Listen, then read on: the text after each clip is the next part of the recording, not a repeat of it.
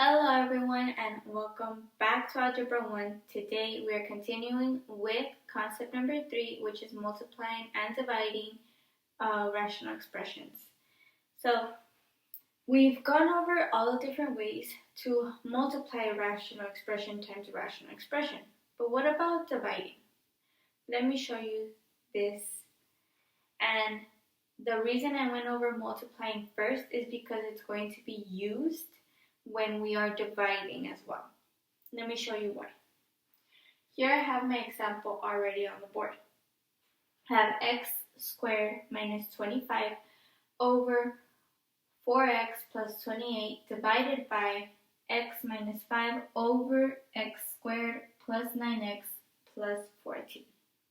Okay, now what we're going to be doing is first write down our problem. Right? Got that down. Now, we're going to go ahead and rewrite this, but instead of dividing, we're going to be multiplying. But we're not going to be multiplying this times this. We're going to be multiplying this times the reciprocal of this. What does that mean? That means we're going to flip it. So, instead of it being x minus 5 over x squared plus 9x plus 14, it's going to be x squared plus 9x plus 14 over x minus 5. Okay? So that's going to change. And again, instead of dividing, we're going to be multiplying. Now, multiplying rational expressions was pretty straightforward, if you ask me. But in this case, it's like what we were looking at in the past concepts we were doing the past couple of days, last week. What is the first thing we have to do? Factor. So let's go ahead and factor out all of our numerators and denominators, okay? Let's start off with this one. X plus 5 and x minus 5 over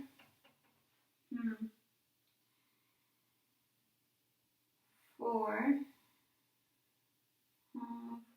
times 4x, it's going to be x, and 4 goes into 28 7 times, so plus 7. Okay, now let's go ahead and do this one. You know how to factor out our trinomials, right? Take our 14, factor that out. 14, 1 times 14, 2 times 7. And obviously when combined, we have to get a positive 9. So obviously if we keep our 2 and our 7 positive and we combine them, that will give us a positive 9 as well as a positive 14. So x plus 2 and x plus 7 over x minus 5. Now let's divide out or cancel out whatever we can. Okay, here we can cancel this out and this out. Then we can cancel this out and this out. And we just multiply what we're left with. But remember, we're just leaving it in factored form. Okay? So, it's going to look like this. We are left with x plus 5 and x plus 2 on the top. So, x plus 5 and x plus 2. And as our denominator, we are only left with 4.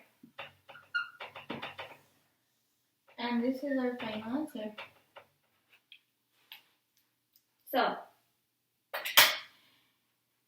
very quickly, just a quick recap.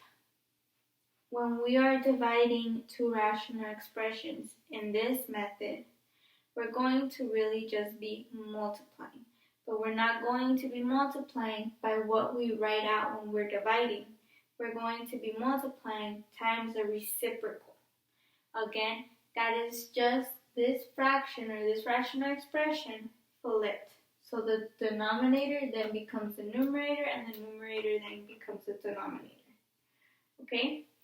After that, it's something that we have seen and done before, which is just going ahead and multiplying the rational expression by starting off by factoring out all of our numerators and our denominators, then dividing out anything that we can, which means to just cancel out whatever cancels out, gives us a 1. And then just multiply straight across, and always remember to leave it in factored form. Okay? Now, let's go on into your assignment for today. Very well. For your assignment today, I have this example already written on the board. Okay? Just go ahead and follow the same exact steps that I took. Remember to write out each step so you make sure you don't forget any. That way, if something doesn't seem to be going right, you can also go back and retrace your steps and see if you made a mistake or might have forgotten a step. I find that helpful. Now, if you have any questions on the assignment, please don't hesitate and ask. I'm here to help. I hope you all have a very wonderful rest of your day, and I hope to be hearing back from everyone very, very soon. Goodbye.